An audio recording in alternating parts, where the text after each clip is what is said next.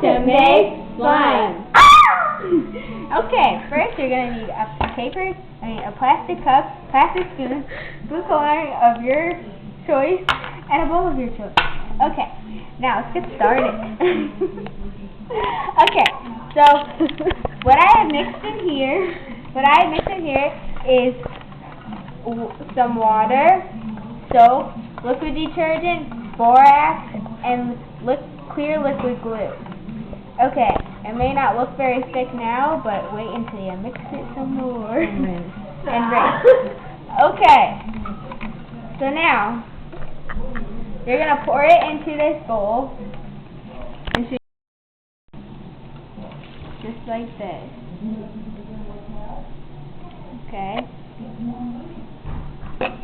Okay, see how it's here? And you're just going to keep mixing.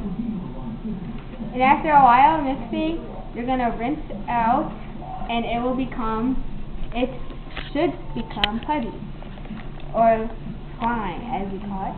Okay, so now I'm going to take it over to the sink.